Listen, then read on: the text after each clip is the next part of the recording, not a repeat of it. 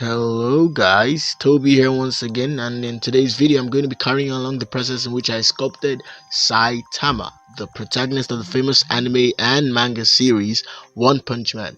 So in this video I'm going to be telling you what was going on in my mind as I was doing some things, going to be dropping some tips here and there, and on the screen I'm going to be highlighting those tips and giving further explanation on them. So let's get right to it. Okay, so here we're starting with me making the basic forms of the head. What I'm just doing is just mostly using the move brush, grabbing it, moving it into place, planing the sides with script brush, things like that, getting some shot. And I also use the project tool. It's used for getting clean cuts. It right usually before I used to just use a box mask or snake hook to mask an area. Then I'd use the slice and fill holes, but then I'd have to remesh afterwards. With the project tool you don't really need to remesh because it basically remeshes the face that it creates from slicing them. So here I'm just getting in basic forms of the head, putting a sphere for the neck, sharpening some edges, getting some planes, especially the nose. I had the character here in, not like most of the other characters I've sculpted, he has a prominent nose bridge. So I got that. I tried to get that out from the beginning so that I can work better later. So as you can see, my I'm not the best at sculpting. My process is very muddy, just playing the mud, stuff like that, and keep working till you get to whatever looks is starting to look okay. I need to develop a solid workflow. That's advice I should give to you guys, because like you work way faster and you'd be more sure of everything you're doing. My process is very muddy, very more of just me winging it, and it gets results sometimes, but it's not advisable. So you see me here, I'm marking out the brows, the flesh under the brows, and I'm like marking out the space of the eyeball. It's really good to do that. Apart from getting a sphere in there, sometimes it's good to sculpt from the face an area that kind of looks like the eyes, kind of closed maybe, because it really help you get, because you know the eyelids aren't just going to be stuck to the eye and the eye is going to be just like the size of the eyeball. No, the eyelids are thicker than the eye, so like it's good to get to see if it looks okay. So you sculpt it kind of like the eyes are closed or something, so that really helps. You can see me getting in the ear. I suck at sculpting ears. I need to practice that. If you know me well and have watched my previous videos, you know my ears are the worst parts of my sculpt. Like they're almost the worst parts of my sculpt. So just mushing the air around, getting the eyeballs in place. Then you see I'm constantly remeshing. When we're sculpting, it's, well, there are people who sculpt at very high mesh densities to start with, like especially mostly people who use ZBrush. I've noticed some sculpt at high dense mesh densities. Personally, I'd advise you stick to something low. Even those that sculpt at high mesh densities, it's probably still relatively small when compared to what they end up with. So start small and then you keep remeshing to redistribute the polys, at the same time increasing the voxel, reducing the voxel size, so you get more vertices when next you remesh. And it's just it's a it's a I don't know how to describe the process. It's uh, sculpting is like a building process. You start with the basic forms, the primary forms, then you keep building onto that. When you need to get a smaller detail, a more intricate detail, you remesh with a lower voxel size so that you get more material, more polish to sculpt with. And it also prevents stretching, since any stretch geometry will now have the even amount of geometry as any other place. So a big tip I want to give here: While sculpting, don't get too close to any single part. Constantly zoom out and constantly look at your model from afar. It helps with proportions. See, even to start with, when sculpting, when you want to sculpt a character, I'd advise you um you mark out the proportions. Like you could just, when you have the basic head shape, you mark out where the brows will be, then the bottom of the nose and the mouth and things like that. I did not do that here, and neither was I consciously looking at the character as a whole. So I had to go back at some point because it was even by luck that I had accidentally saved previously over my starter file. So that was how I didn't have to start from way back.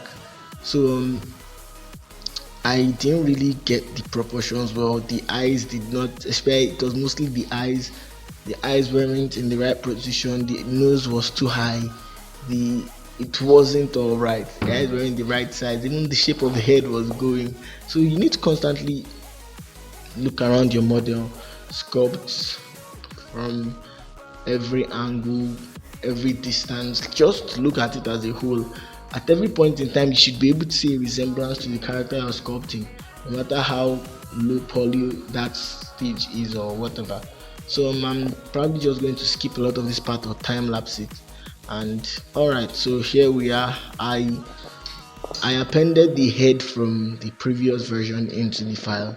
So good for me, and I started working from there since I already had the bust and the ears, just the head. So what I did here is still also a way of getting proportions. I just painted the space of the eyes white. Then I just to see if it will work out. You see right there, Blender just crashed. That's why it's good to save your file constantly.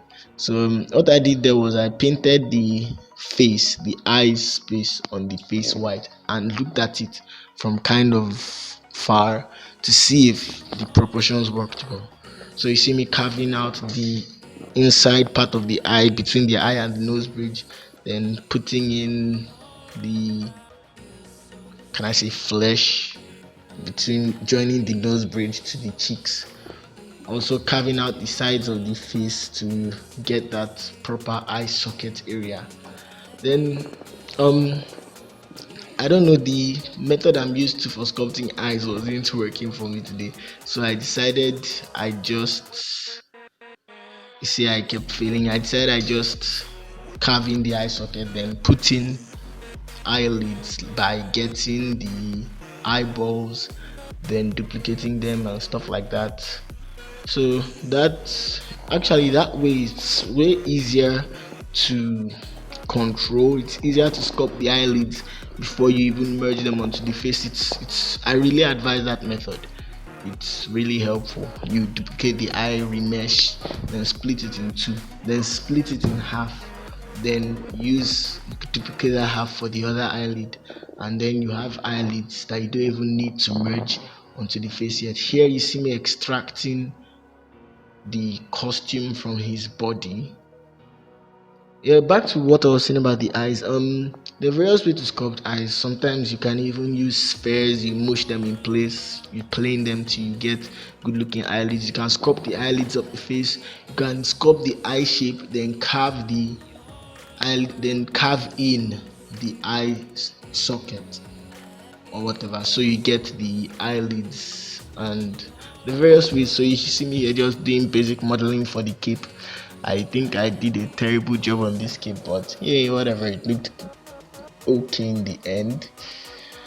Next, you see me putting in a piece of sphere or something behind the ear. That's because the ear is not just the disc that attaches to the head. It has this it has a connection between the ear and the head. So I just added a sphere, smooshed in place, sculpted it, then I continued working on the ear a bit. Then you see me working on the mouth.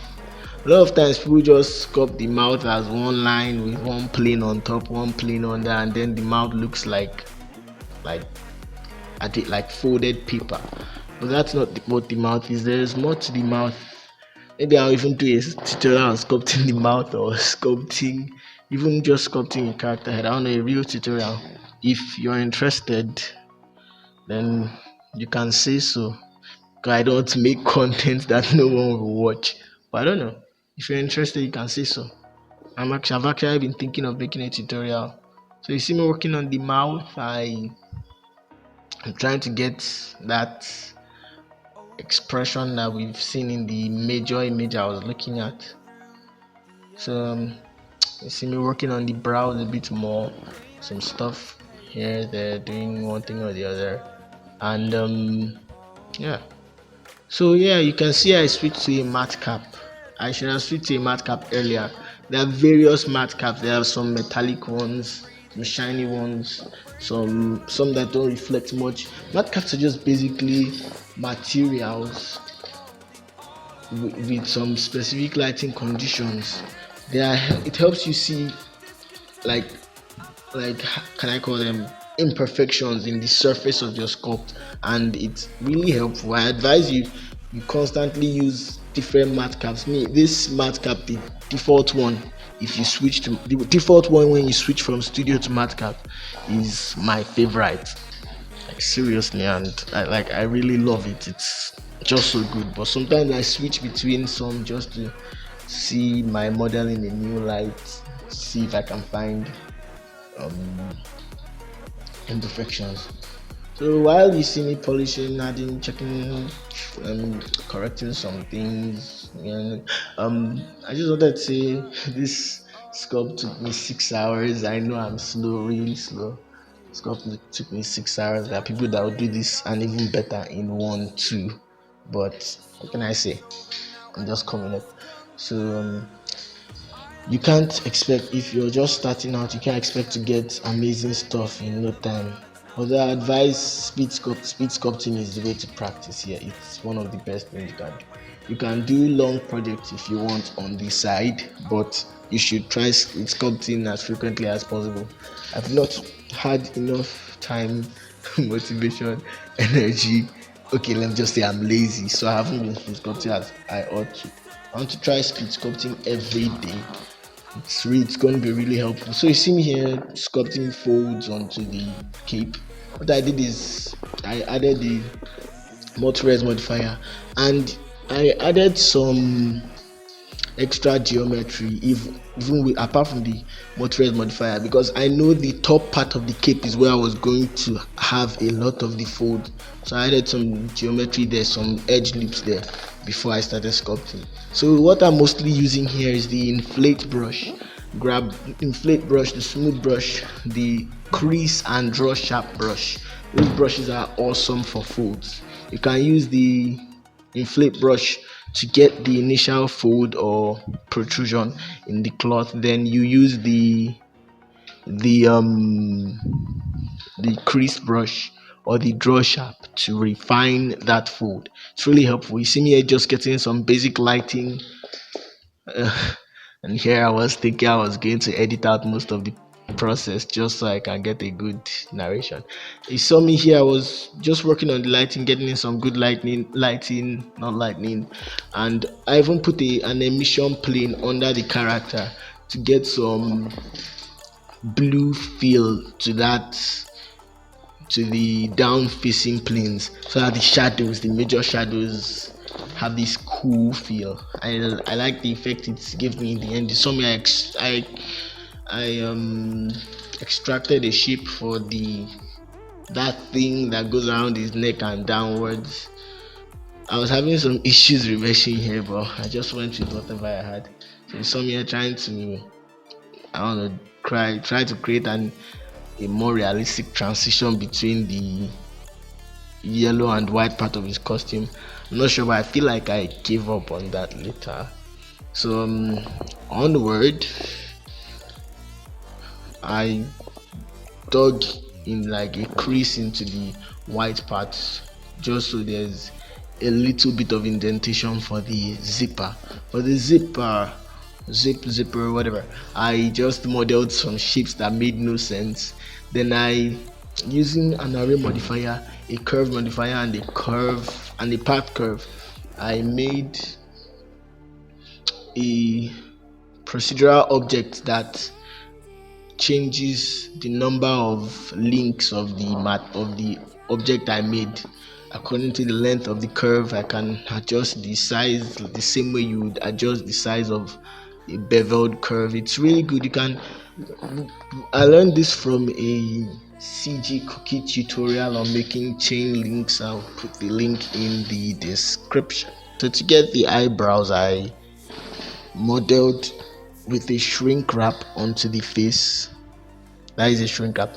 I use the snapping tool. I set snapping to faces with align with project individual elements. So I placed it on the face and I was modeling it into place with a shrink wrap modifier, solidify modifier, and a subdivision.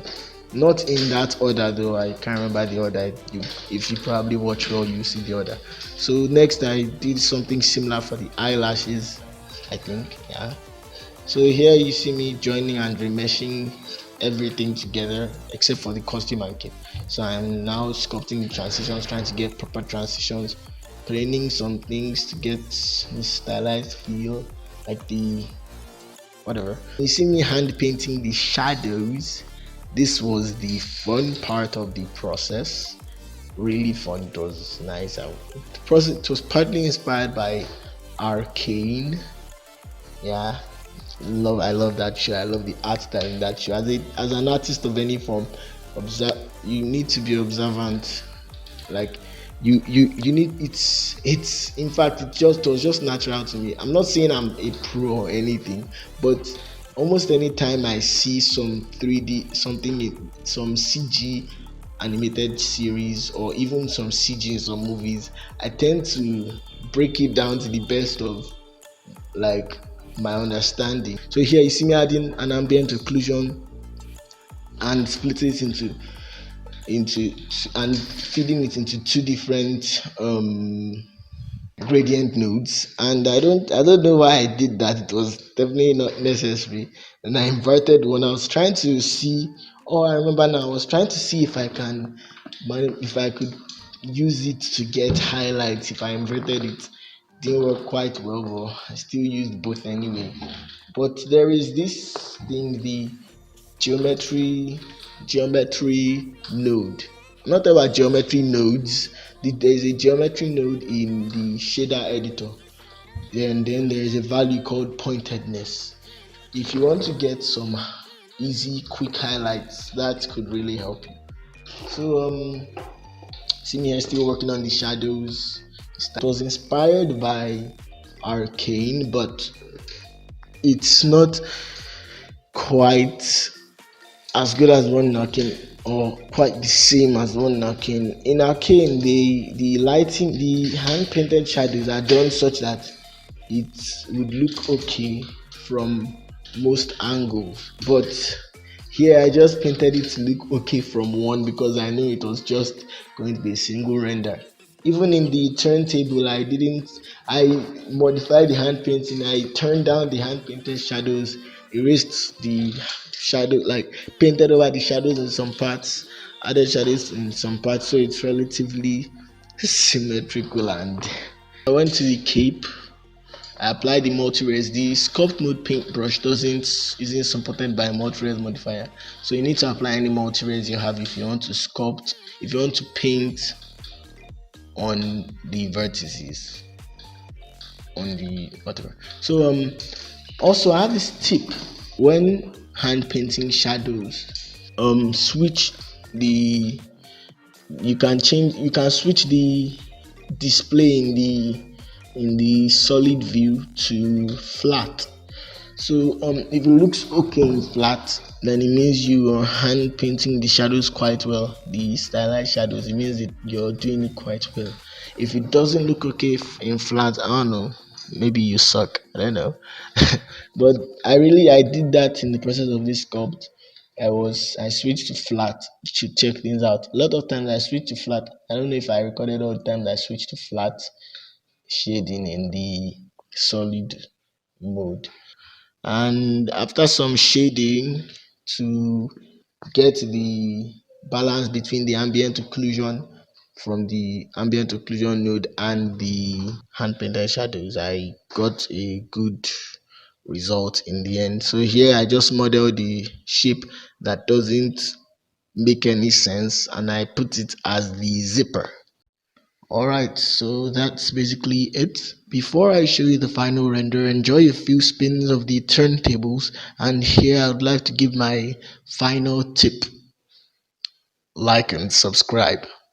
Slick. No one would have noticed that. So I'm serious, please like, subscribe, comment, everything, and your contribution to this channel is immeasurable. So enjoy the final render.